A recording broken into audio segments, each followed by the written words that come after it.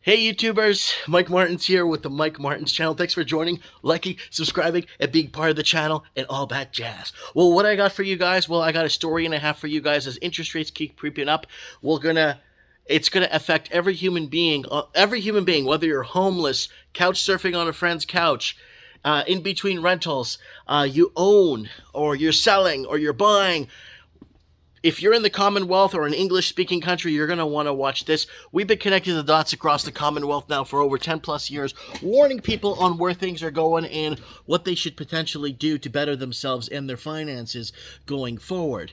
So let's see what's happening here. We got all kinds of stories, major stuff, and mortgage costs explode. Many small landlords are turning to unlawful rent increases.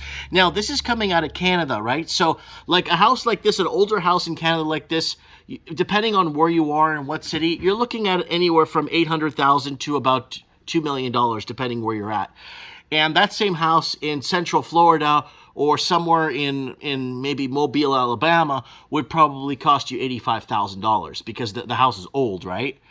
Now, what were we warning about right here? Interest rates are headed to 9% by 2022. Must watch or inflation will creep up 4 years ago. So I made a bold move to let you guys know that interest rates need to get to 9% by 2022. And they're on their way there right now. Look at this. Canadians in for a wild ride of hurt. So world of hurt. Great economic housing tsunami. And this is something we've been warning for a long time now here on the channel. Should you lock in your mortgage rate today? I am not a financial expert, but if you're in a variable rate, you're going to want to lock in because I think rates are going to keep going in. I had a friend recently that the bank wouldn't even look at him. I'm like, can I get into a fixed rate? Like, oh, no. He had to pay like $16,000 in paperwork to redo everything. He just got it done, but he got locked in and cost him 16 large. So watch out and maybe look at a different institution to carry your mortgage if your credit's good and you have disposable income and you could show that. Maybe look at a different institution if they're going to rake you over the coals for fees, right? So let's keep going here. So what do we say here? Canadians have borrowed way too much. Interest rates need to go up to hedge against inflation 5 years ago. We need to raise rates another 3 to 5% to help combat massive wave of inflation, and people are borrowing way too much and using their homes as ATM machines. Remember that, guys? Double-digit inflation on the way. Rates stay the same. Brace yourselves. Buy and stock food. So there, pow in the kisser. Notice they don't mention housing prices. It's all by design, guys, to wipe out the Canadian middle class 5 years ago. And I've been warning about this for the longest time now. And what else is happening? Today's mortgage rates, February 8th, 2023, rates move up again. What did I say back here? They need to get to 9%. So if you watch this video I made here, it actually explains why it needs to get to 9% because there was a graph that was put together that explains that for you guys. So today's mortgage rates, February 8th, 2023, rates move up again. They're going to have to move up. So you could go in and do a mortgage rate calculator, and it's kind of important to find out where you're at. And what were we talking about 5 years ago? Uncharted economic waters ahead, how living costs compare then and now. Wages not keeping up 5 years ago. Calm seas ahead? I say no way, Jose. It's going to get expensive fast. Batten the hatches because this economic ship ride is going to take us into parts unknown. So there it is right there. Over half of Toronto can't afford a one-bedroom. Get out now. And this is when I started warning people about Amerifornia in the States. Homeowner horror story. My mortgage is up for renewal. And we talked about this the other day. And what were we talking about? Right here. Your TDS, total debt service ratio. Can't renew my mortgage. TDS doesn't fit. Rate hikes affecting middle-class mortgage rate wars. So people borrowed more than they could chew or use their house as ATM machines like they have been doing. And that's why you're seeing, reverse mortgages in seniors in Canada, people 65 and older.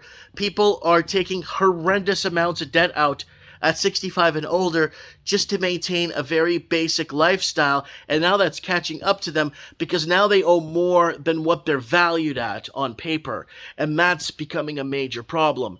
We're seeing it happen all over. I'm getting tons of messages from people freaking out on me because I mentioned something about finance and interest rates need to go up because in the first place, if wages and incomes were tied to housing in Canada and blue states of America, Australia, and New Zealand, we wouldn't be in this problem because they would go off of wages, they would go after employment numbers, they would go after these numbers and figure out and kind of funnel through what is happening and saying, well, people are losing jobs, so housing's got to go down. No, a lot of these places became dependent on money laundering.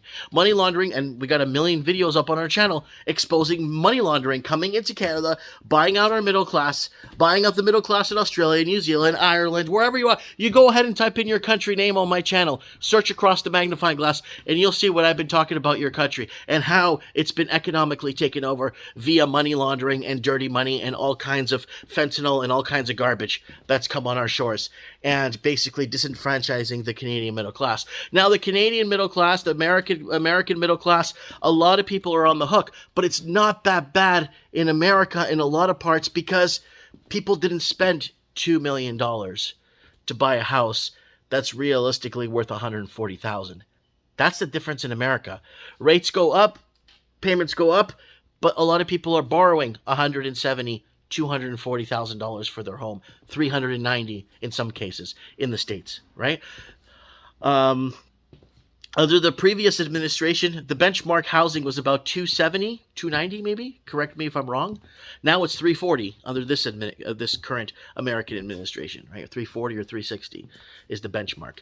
So I kind of wanted to put that out there because it's kind of important. People borrowed and over borrowed more than what they could pay back, and now with mortgages renewing, and people on variable rates trying to get on fixed mortgages. And this is an opportunity for the bank to make a bit of money by having to do the documents and charging you $12,000 or $16,000 or $20,000 to get that done. Anyways, guys, this is happening. It's real. And again, it's the people that paid 8-9 times the value of their home when they should have.